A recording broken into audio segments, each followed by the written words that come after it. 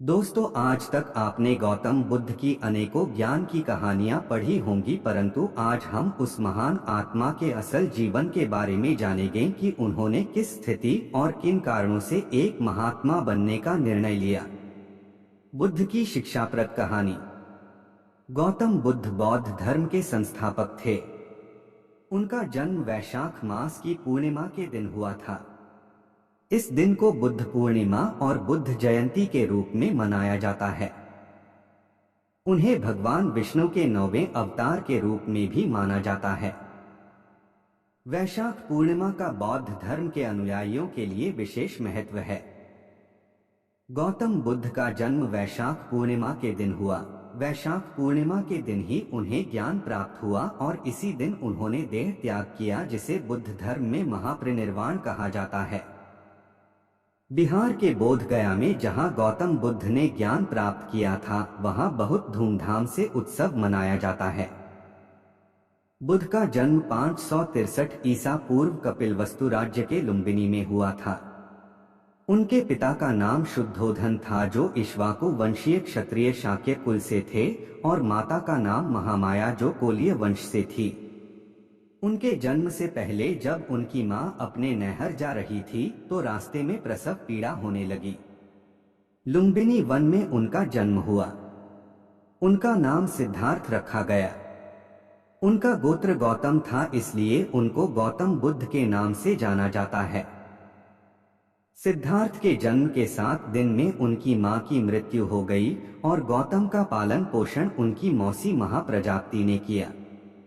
सिद्धार्थ के जन्म के पश्चात ज्योतिषियों ने भविष्यवाणी की थी कि बालक या तो महान सम्राट बनेगा या फिर महान सन्यासी, जो कि विश्व को एक नया रास्ता दिखाएगा। राजा शुद्धोधन चाहते थे कि उनका पुत्र उनकी ही तरह एक सम्राट बने। राजा शुद्धोधन चाहते थे कि उनके पुत्र को किसी तरह के दुख का एहसास ना हो। इसलिए राजा ने 3 ऋतुओं के अनुसार 3 महल बनवाए। वहां पर उनकी सुख सुविधा का पूरा प्रबंध करवा दिया। दास दासियां रखवा दी, जो कि दिन रात उनकी सेवा करती थी।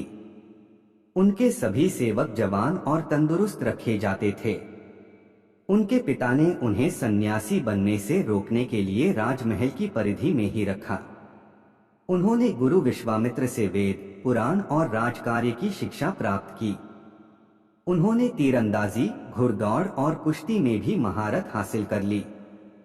सिद्धार्थ बहुत ही तीक्ष्ण बुद्धि के स्वामी थे। उन्हें जो भी सिखाया जाता है वह बहुत जल्दी स्मरण कर लेते हैं। सिद्धार्थ का स्वभाव बचपन से ही बहुत करुणामयी था। इंसान तो क्या, उनसे किसी जानवर का भी दुख देखा नहीं जाता था। एक बार सिद्धार्थ को तीर से घायल एक हंस मिला। उन्होंने उसको सहलाया और उसको पानी पिलाया, उसकी मरहम पट्टी की। उसी समय उनका चचेरा भाई देवदत्त भी वहां पहुंच गया। वह बोला कि यह हंस मुझे दे दो, जो मैंने इसका शिकार किया है। सिद्धार्थ ने हंस उसे सौंपने से मना कर दिया, क्योंकि उसका मानना था कि मैंने हंस के प्राण बचाए हैं, जबकि तुम उसे मारना चाहते थे। लेकिन मारने वाले से बचाने वाला बड़ा होता है। यह मामला राजा शुद्धोधन की सभा तक पहुंचा और उन्होंने सिद्धार्थ ने कहा कि तुम हंस देवदत्त को लौटा दो, क्योंकि देवदत्त ने तीर चलाकर इस हंस का शिकार किया था। सिद्धार्थ ने इस पर तर्क दिया कि पिताजी, निर्दोष हंस पर तीर चलाने का अधिकार देवदत्त को किसने दिया? हंस ने देवदत्त का कुछ नुकसान नहीं किया था, फिर उसने इस पर तीर चला क्यों घायल किया? तीर लगने से हो रही उसकी पीड़ा को देखकर मैंने इसका तीर निकाला और उसकी सेवा की और उसके प्राण बचा लिए। इसलिए इस पर मेरा अधिकार होना चाहिए। राजा शुद्धोधन इस बात से सहमत हुए और फैसला सिद्धार्थ के पक्ष में सुनाया। विवाह और पुत्र। 16 वर्ष आयु में राजा शुद्धोधन ने उनका विवाह यशोधरा नाम की सुंदर कन्या से करवा दिया। उनके पिता को लगा कि अगर सिद्धार्थ सांसारिक मोह माया से बंध जाएंगे तो संन्यास का विचार उनके मन में नहीं आएगा। उनके एक पुत्र हुआ जिसका नाम राहुल रखा गया। जहां तक तो सब ठीक चल रहा था, लेकिन इसके पश्चात उन्होंने 4 ऐसे ऐसे दृश्य देखे जिन्होंने उनका जीवन बदल दिया। एक बार गौतम बुद्ध अपने सारथी के साथ नगर के भ्रमण पर जा रहे थे। उनकी दृष्टि एक वृद्ध पर पड़ी। उन्होंने आश्चर्य से सारथी से पूछा कि इसको क्या हुआ है। सारथी ने कहा कि यह वृद्ध हो गया है और एक दिन सभी को वृद्धा अवस्था से गुजरना पड़ता है। यह सुनकर उनका मन बहुत व्यथित हुआ। उसके पश्चात उनकी दृष्टि एक रोगी पर पड़ी। उसकी हालत दयनीय थी। उसे देखकर उनके मन में विचार आने लगा कि इंसान को कितने कष्ट सहने पड़ते हैं। फिर उन्होंने 4 लोगों को एक मृत व्यक्ति को लेकर जाते हुए देखा, जिसके पीछे उसके परिवार वाले रोते बिलखते हुए जा रहे थे। उन्होंने सारथी से इस बारे में पूछा, इसको क्या हुआ है। सारथी ने बताया कि यह आदमी मर गया है और दिन सभी को मरना पड़ता है। उसके पश्चात उन्होंने एक सन्यासी को देखा जो सांसारिक मोह त्याग कर मोक्ष के लिए प्रयत्नशील था। इन 4 घटनाओं ने उनके मन को व्यथित कर दिया। वह जन्म, मृत्यु आदि से जुड़े प्रश्नों के उत्तर खोजना चाहते थे। अब वह जीवन के सत्य के बारे में ज्ञान प्राप्त करना चाहते थे। पुत्र और पत्नी का मोह भी उन्हें ज्यादा समय बांध नहीं पाया। एक रात चुपचाप अपनी पत्नी और पुत्र को छोड़कर महल से निकल गए। एक सेवक को साथ में लेकर शीघ्र ही राज्य से बाहर निकल गए। उन्होंने अपने राजसी वस्त्र उतारकर सेवक को सौंप दिए और स्वयं साधारण वस्त्र धारण कर लिए।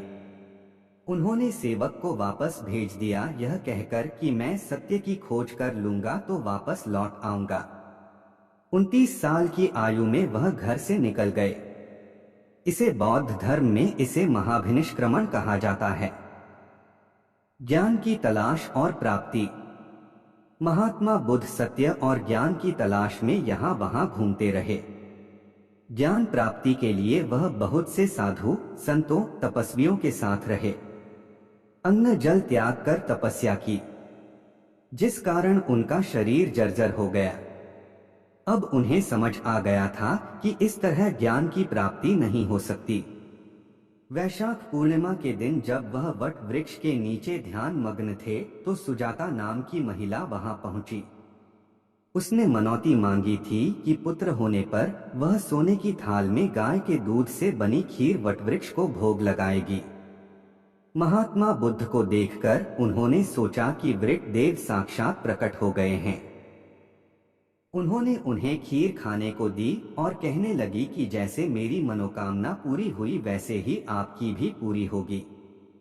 खीर खाने के पश्चात उनको संतुलित दृष्टिकोण और मध्य मार्ग अपनाकर ज्ञान प्राप्त करने का निश्चय किया। उन्हें लगा कि जीवन में संगीत की वीणा के तारों को इतना भी नहीं कसना चाहिए कि वह टूट जाए और इतना ढीला भी नहीं छोड़ना चाहिए स्वर ही ना निकले। उसके पश्चात जब वह ध्यान में बैठे तो उन्हें ज्ञान की प्राप्ति हुई। गौतम बुद्ध को जिस वृक्ष के नीचे ज्ञान प्राप्त हुआ उसे बोध वृक्ष के नाम से जाना जाता है।